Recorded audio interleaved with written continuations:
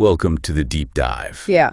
Today, we're going to be exploring Chapter 4. Chapter 4. Designing your sustainability project. We've got some really interesting source material, kind of a blend of permaculture wisdom with some practical business strategy. So Yeah. it should be perfect whether you're, dreaming of starting a garden or launching, a green business, or if you're just curious about making your life a little bit more eco-savvy. Absolutely. Yeah. So let's just jump right in. One of the things that I found really interesting is how this chapter challenges that idea that being eco-friendly and being profitable are kind of at odds with each other. Oh, absolutely. I mean, one of the things that I find really fascinating about this chapter is the way that they weave in the idea of not just doing good for the planet, but also, doing well from a business perspective. Yeah. So we're not just talking about, good intentions here. We need a solid plan to actually make these projects thrive in the real world. Yeah. And this chapter dives right into zoning and sector planning, which seem like, really practical concepts. But I'll admit, I haven't fully grasped how they connect to the business side of things. Well, it's interesting because permaculture often gets kind of pigeonholed as just a gardening technique. Right. But these principles, like zoning, they actually offer really valuable insights for any kind of sustainability project. So, for example, if you're setting up a permaculture garden, you would divide your space into these different zones based on how often you need to interact with them. So, like Zone 0 is your high traffic home base. Okay. And as you move outwards, like the intensity decreases. So like my herb garden would be Zone 1, right next to the kitchen, because I use those herbs all the time. That's right. And then maybe Zone 4 is like a fruit tree orchard that I visit once a season or so. Exactly. It's about minimizing wasted effort and maximizing efficiency. And then, you layer in sector planning, which is where you consider the natural forces that are at play. So like the sun, the wind, water flow. Okay. So I'm mapping out like where the sun hits, strongest prevailing winds, how water flows through my property.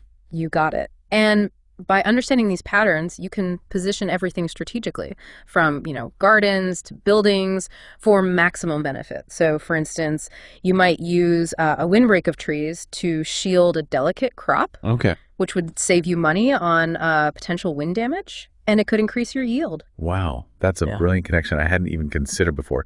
So zoning and sector planning are not just creating a really, efficient design, but it can also help mitigate risks Absolutely. and boost productivity. I mean, that's a win-win for any business. Precisely. And this efficiency really ties into another permaculture principle, which is observing and interacting. So before you even lift a shovel, you're studying your site's natural rhythms. And that can actually translate to, cost savings in the long run. It's fascinating how these seemingly, simple concepts can have such profound implications for a project's success. Yeah.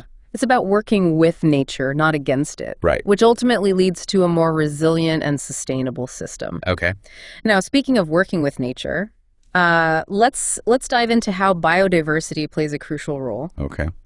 In nature, diversity creates resilience and balance. So think about a forest ecosystem, teeming with all these diverse life forms, each one playing, a vital role. Okay. Yeah, that makes sense.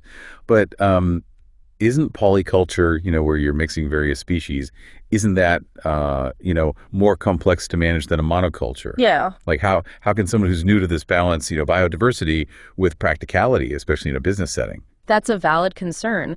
Polyculture does require a deeper understanding of how plants interact with each other. But remember, nature already has the blueprint. So think about companion planting, for example.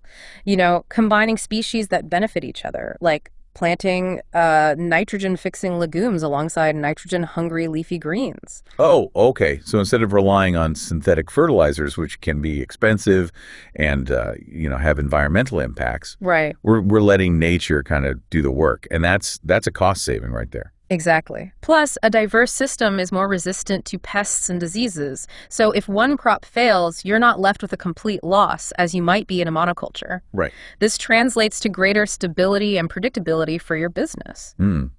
It's really amazing how observing natural systems can provide such practical solutions for sustainable design. Yeah. It's like nature's holding up a giant how-to manual, and we're finally starting to pay attention. Yeah, and the more we pay attention, the more we realize that these solutions often go hand in hand with economic viability. Right. It's not about choosing between sustainability and profit. It's about designing systems where both can thrive. Okay, now when we talk about designing sustainable systems, we can't forget about two really crucial resources, and that's water and energy. So how can we approach these from a permaculture perspective? Well, water management in permaculture goes beyond just conserving it. It's about integrating it into the system's design. Okay. So think about something like rainwater harvesting. You're capturing and storing rainwater that you can then use for irrigation or other uses. Rainwater harvesting sounds great, but what about regions that have low rainfall? Are there alternative approaches that we should be considering? Absolutely. In arid regions, techniques like gray water recycling, where you reuse water from sinks and showers, become even more crucial. And remember, the zoning and sector planning that we talked about earlier. Yeah. By designing swales and berms into the landscape, you can actually help to slow down and infiltrate rainwater. That helps to recharge groundwater and reduces reliance on, external sources. Oh, okay. So we're creating kind of a closed loop system where water is being used efficiently and waste is minimized. That sounds like a huge cost saving for any project, especially with, water prices rising these days. Right. And this closed loop thinking also extends to energy as well. So sustainable projects, they should really aim to utilize renewable resources whenever possible. Of course, yeah. So we've got solar panels, wind turbines, even using organic waste for biofuel. Yeah. Solar panels are great, but I know they can be a pretty significant upfront investment. Are there any lower cost renewable energy options we should consider? That's a great question. And while some renewable technologies do have higher initial costs, there are also more affordable options. It all depends on your specific needs and your context. For example, passive solar design, which uses the building's orientation and materials to maximize solar gain, can significantly reduce heating costs without relying on complex technology. Okay. So it's about finding the right renewable energy solutions that fit the project's budget and goals. Exactly. And often, the most effective solution involves integrating multiple renewable energy sources. Okay. So, imagine a community-led permaculture project that combines rainwater harvesting, solar-powered irrigation, and a biomass heating system using waste from the garden. Wow. It's just a beautiful example of a closed-loop system that mimics nature's efficiency. Yeah, that's such a cool visual. It really highlights the interconnectedness of all of these concepts, and it makes me realize we've only scratched the surface of what it means to design for sustainability. We have, but before we dive any deeper, let's not forget about the foundation of any sustainable system, and that's healthy soil. Okay, this is where it gets really interesting, because we're not just talking about dirt. Right. We're talking about a living ecosystem beneath our feet. Exactly. Healthy soil is teeming with microorganisms, fungi, and organic matter. It's this complex web of life that plays a crucial role in plant health, water filtration, even climate regulation. Wow.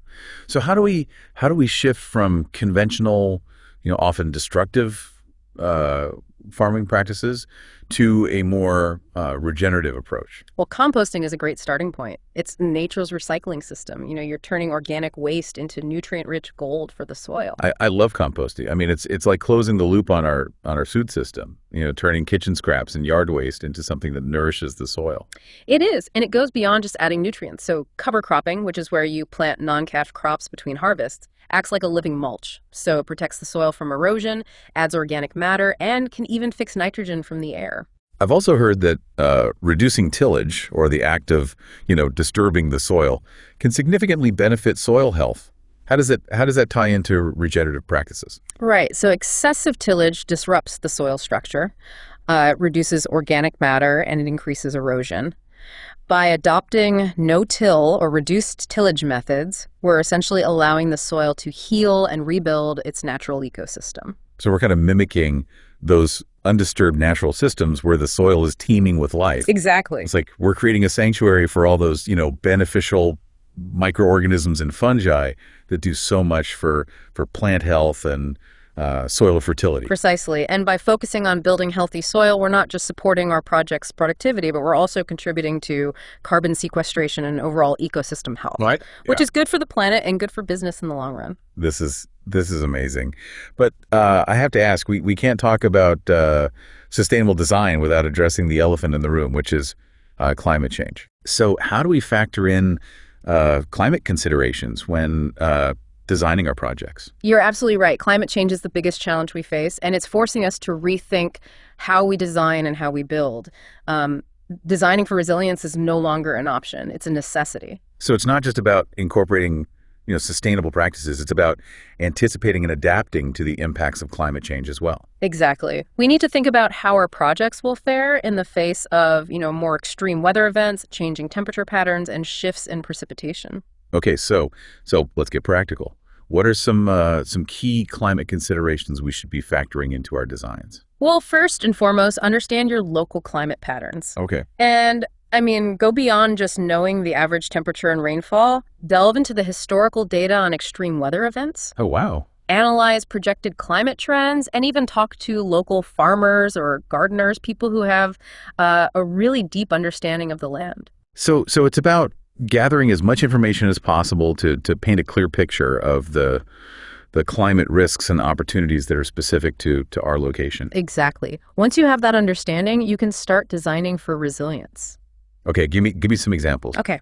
Well, if you're in a drought-prone area, your design should prioritize water conservation. So think about rainwater harvesting, efficient irrigation, drought-tolerant plant species, even xeriscaping, which utilizes minimal water for landscaping. Okay, and if flooding's a concern, we might incorporate features like rain gardens or swales to help absorb and manage that excess water. Precisely. In areas with intense sun, shade structures and light-colored building materials can help mitigate heat. Okay. And in colder regions, passive solar design can help capture and store heat, reducing reliance on fossil fuels for heating. So it's all about working with the climate, not against it. Exactly. And don't underestimate the power of microclimates. These are small areas within your site that might have, slightly different conditions than the overall climate. Oh, okay. So, for example, a south-facing wall might create this warm, sunny microclimate that's perfect for extending the growing season or creating a sheltered outdoor space. So it's like creating little pockets of ideal conditions within our project. You got it. Maximizing efficiency and productivity. And it's another way to enhance biodiversity and resilience, which, as we've discussed, are key principles of sustainable design. This is all starting to feel like a very strategic and holistic approach to design. Yeah.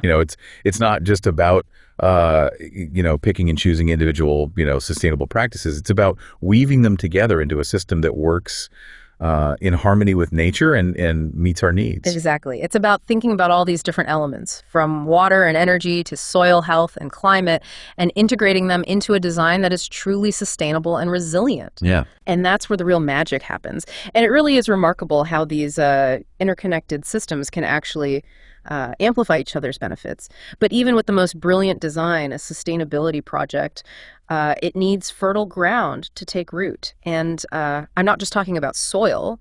I'm talking about the community where it's planted. You're bringing up a point that I think is often overlooked. We can get so focused on the technical aspects of design that we forget about the human element. Oh. The people who will ultimately be impacted by the project. Exactly. Community engagement isn't just, a box to check. It's the heart and soul of any successful sustainability initiative. So from the initial planning stages to implementation, we need to be actively involving the people who will be living with and benefiting from the project. That makes complete sense, but community engagement can sometimes feel like kind of a nebulous concept. Yeah. How do we move beyond kind of vague notions of involvement and actually make it a meaningful part of the design process? Well, it starts with recognizing that community members are not just, passive recipients. They're active participants, and they often hold really valuable knowledge and insights about their local environment and their needs. So we're talking about kind of tapping into that local wisdom, understanding their challenges, their aspirations, and how the project can best serve them. Precisely. And we can do this through, participatory design processes, community workshops, open channels for feedback. Imagine a community garden project where residents are actually involved in choosing the crops, designing the layout, and even creating a governance structure for managing the garden. That sounds so much more empowering than a top-down approach, where the community is simply told what's happening. It really fosters a sense of ownership and shared responsibility, which I think is so essential for long-term sustainability. Absolutely. And this participatory approach, it not only leads to more effective and relevant projects, but it also strengthens community bonds and builds social capital. And that can be a really powerful driver for positive change. It's like we're weaving the project into the fabric of the community, creating a sense of interconnectedness that goes beyond just the physical design. And speaking of interconnectedness, let's not forget about the soil itself, that intricate web of life beneath our feet that plays, such a crucial role in any sustainable system. Okay, let's dig into that. We touched on composting and cover cropping earlier, but I'm curious to explore some other regenerative practices that can help us create truly thriving soil ecosystems. Well, one fascinating technique is biochar, which involves converting organic waste into a kind of charcoal-like substance that can be added to the soil.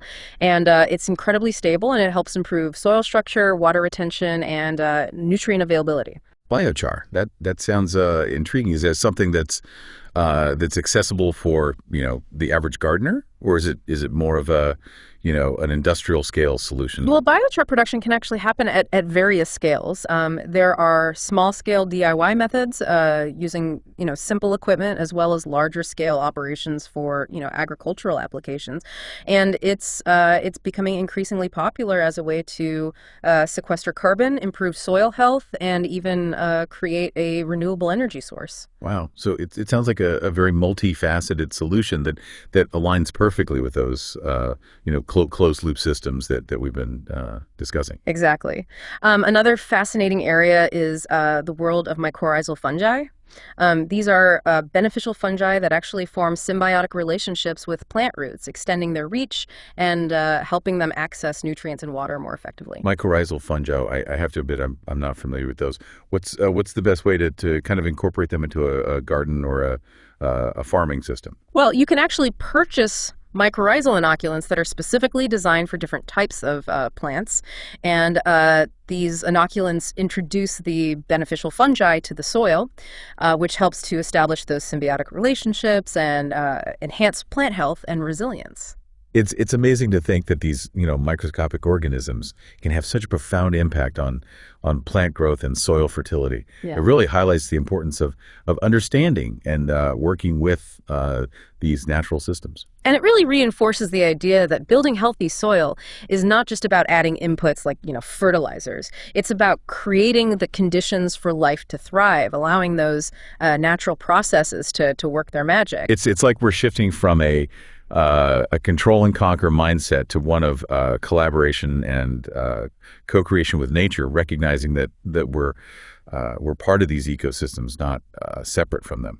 And that shift in mindset is really at the heart of truly sustainable design. Now, as we delve deeper into these interconnected systems, it becomes clear that managing them effectively requires a skilled and dedicated team. That's a great point. We've talked about the importance of community engagement, but what about the team behind the scenes? How do we assemble the right group of people to bring these complex projects to life? Well, building a strong team is crucial for any project, but especially for sustainability initiatives, which often require a multidisciplinary approach and a deep understanding of both ecological and social systems. And so we're looking for more than just technical expertise. Yeah. We need individuals who are passionate about sustainability, who are collaborative, and who can think systemically. Exactly.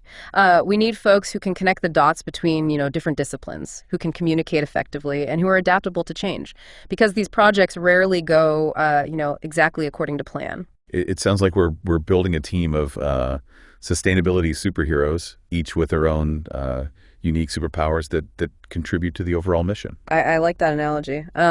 And just like any superhero team, we need a clear vision and a shared understanding of the mission to guide our actions. So it's not just about assembling a group of talented individuals. It's about fostering a team culture where everyone feels valued, heard, and empowered to contribute their unique skills and perspectives. Absolutely.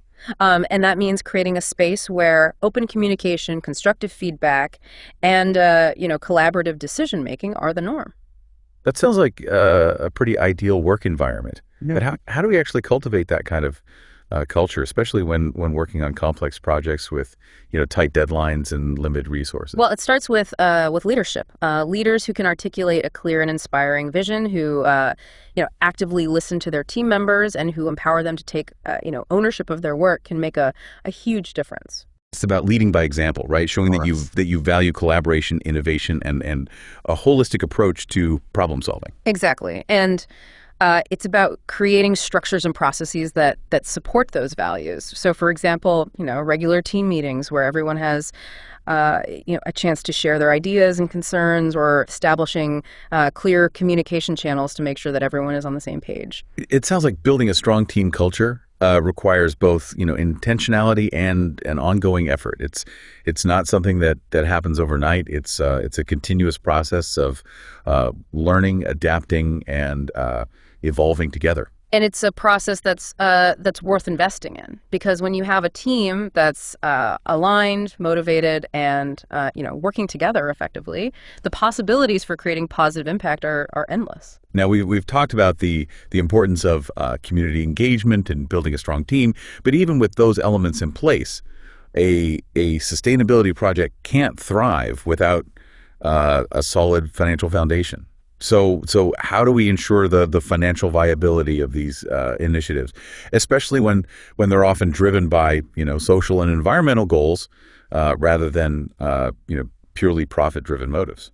That's a crucial question, and it's one that often trips up well-intentioned projects. Sustainability doesn't have to mean financial instability. It's about finding that sweet spot where we can achieve our ecological and social objectives while also generating enough revenue to support the project's long-term operation and growth. So it's about balancing our idealism with a healthy dose of pragmatism. We need to be able to pay the bills and keep the lights on if we want to create lasting change. Exactly. And that's where developing a strong business model comes in. And it's not just a concept for, traditional businesses. It's a valuable tool for any organization, including, nonprofits and community-led initiatives. Okay, let's break that down. What does a business model look like for a sustainability project? Well, it starts with, clearly defining our value proposition. So what unique benefits does our project offer? Who are our key customer segments, and how will we reach them? For example, if we're creating a community composting program, our value proposition might be, diverting organic waste from landfills, producing high quality compost, and creating a sense of community engagement. And our customer segments might include, residents, businesses, even municipalities, each with their own motivations for participating in the program. Exactly. We need to understand what each segment values and tailor our messaging and outreach accordingly. Once we have that clear understanding of our value proposition and our target audiences, how do we translate that into actual revenue streams? Well, there are often multiple revenue streams to consider, and it's about finding the right mix that aligns with our project's goals and values. We might sell products or services. We might secure grants, attract donations, or even explore innovative financing mechanisms like green bonds or impact investing. I'm particularly intrigued by those innovative financing options. It's about tapping into that growing pool of investors who are looking to support projects that generate both financial and social environmental returns. Absolutely, it's a win-win for both sides. Investors get a return on their investment, and the project gets the funding it needs to scale its impact. It's like we're shifting from a scarcity mindset to one of abundance.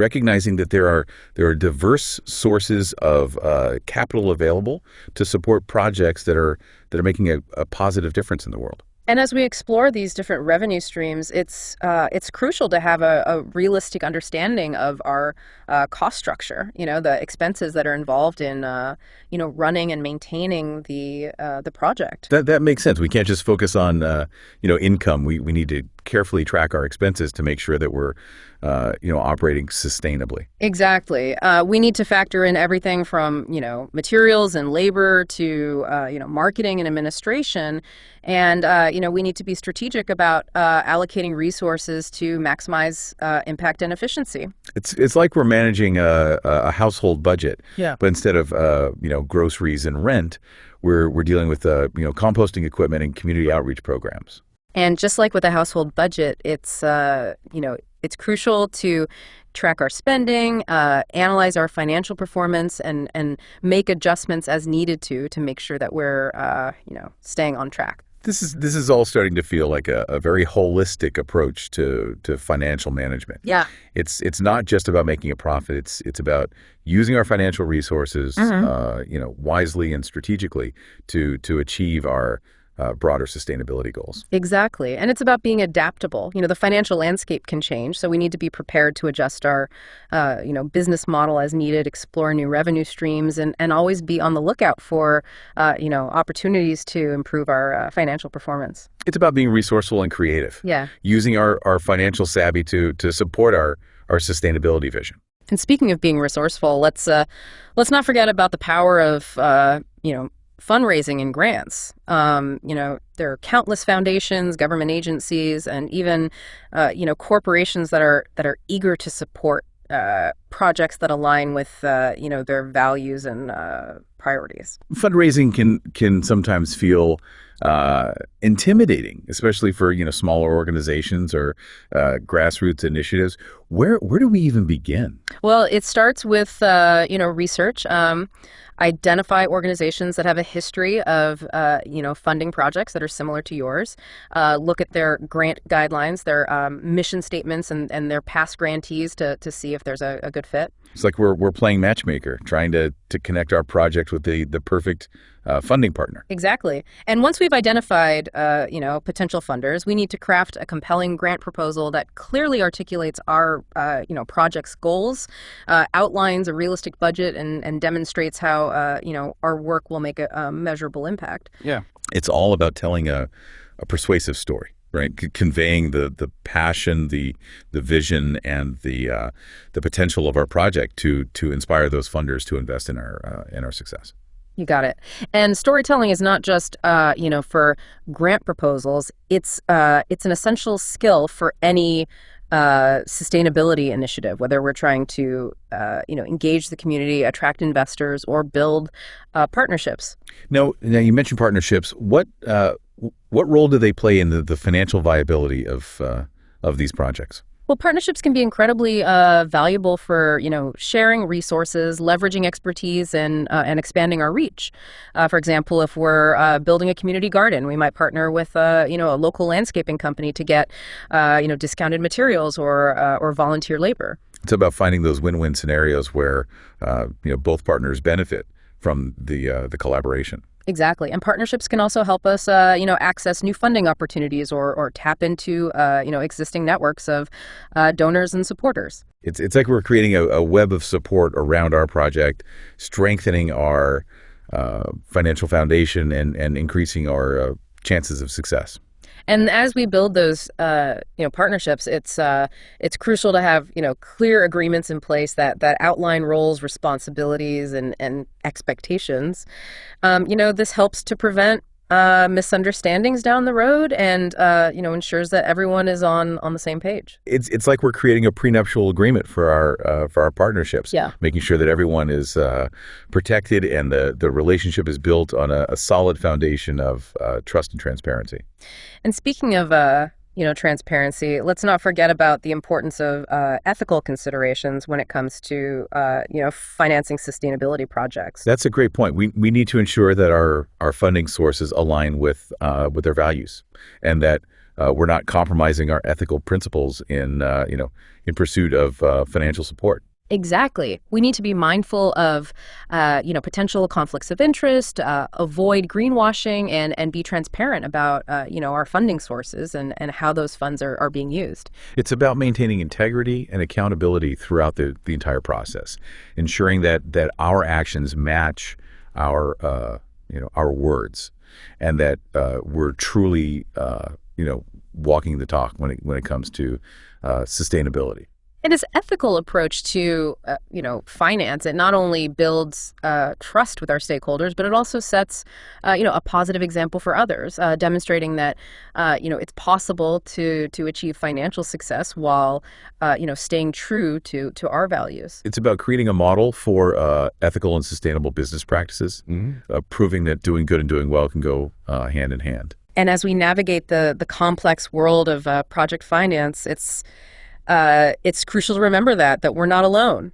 There are countless resources available to support us, from financial advisors and grant writing workshops to online platforms and peer-to-peer learning networks. It's about tapping into that collective wisdom, learning from those who've gone before us, and building a community of support around our project. And with a strong team, a solid financial plan, and a network of supportive partners, we're well on our way to turning those sustainability dreams into reality. Now, we've talked about the importance of community engagement, building a strong team, and securing solid financial footing. But what about the actual implementation of these projects? How do we take those beautiful designs and turn them into tangible action? That's where the rubber meets the road, right? We can have the most inspiring vision and the most meticulously crafted plans, but if we can't execute them effectively, all that effort is for naught. So implementation is all about bridging that gap between theory and practice, taking those ideas and making them a reality. Exactly. And it's a stage that often presents its own unique set of challenges and opportunities. Okay, let's dive into that. What are some key strategies for ensuring smooth and successful implementation of sustainability projects? Well, one crucial aspect is project management. We need to have clear systems in place for tracking tasks, managing budgets, coordinating teams, and ensuring deadlines are met. It sounds like those traditional project management principles are still relevant in the world of sustainability. They are, but we need to adapt those principles to the unique context of sustainability projects, which often involve a higher degree of complexity, uncertainty, and stakeholder engagement. So we're not just managing tasks and timelines, we're managing relationships, navigating unexpected challenges, and constantly adapting to new information and feedback. Exactly. Agile methodologies, which emphasize iterative development, continuous feedback, and a flexible approach to planning, can be particularly well-suited for sustainability projects. So instead of trying to rigidly stick to a predetermined plan, we're embracing change, incorporating feedback, and allowing the project to evolve organically. Precisely. And this adaptability is crucial for navigating the complexities of working with natural systems and diverse communities. It sounds like we're dancing with the project rather than trying to control every step. I love that analogy, and it's a dance that requires a skilled and collaborative team. Speaking of teams, how do we ensure that everyone involved in the implementation process is on the same page and working together effectively? Communication is key. We need to establish clear channels for sharing information, providing updates, and addressing concerns. This might involve regular team meetings, online collaboration platforms, or even good old-fashioned face-to-face conversations. And it's not just about top-down communication. We need to create a culture of open dialogue where everyone feels comfortable sharing their ideas, asking questions, and voicing concerns. Absolutely. And this open communication helps build trust, fosters a sense of ownership, and empowers team members to take initiative and contribute their best work. It sounds like we're creating a feedback loop where information is constantly flowing, allowing us to adapt and improve our approach as we go. Exactly. And this feedback loop is essential for continuous improvement, which is a core principle of sustainability. Now, as we move through the implementation phase, it's easy to get caught up in the day-to-day tasks and lose sight of the bigger picture. How do we ensure that we're staying true to our original vision and values? That's a great question. It's easy to get lost in the weeds, but it's crucial to regularly step back, revisit our project goals, and check in with our team and community members to ensure we're still on track. It's like we're recalibrating our compass, making sure we're still heading in the right direction. Exactly. And this ongoing process of reflection and evaluation helps us stay grounded in our values and adapt our approach as needed to ensure we're achieving the desired impact. It sounds like implementation is not just about following a plan. It's about being responsive, adaptable, and constantly learning and evolving as we go. And it's about celebrating successes along the way. Recognizing and appreciating the hard work and dedication of our team and community members can go a long way in maintaining morale and momentum. It's about acknowledging those small victories that contribute to the larger vision, reminding ourselves that we're making a difference. And those small victories can add up to create significant and lasting change. And with that, I think we've covered some really incredible ground in this deep dive. We have. We've explored so much, from permaculture principles and community engagement to financial planning, and even how to measure the impact of our efforts. I feel like I've got a whole new toolbox for approaching sustainability projects. It's been a fantastic journey, and I hope our listeners feel equipped to design and implement projects that benefit both people and the planet. Absolutely. And remember, folks, this is just the start. Keep learning, keep experimenting, and most importantly, keep believing in the power of collective action to create a more sustainable future for all. Until next time, keep diving deep, keep questioning, and keep pushing for a better world.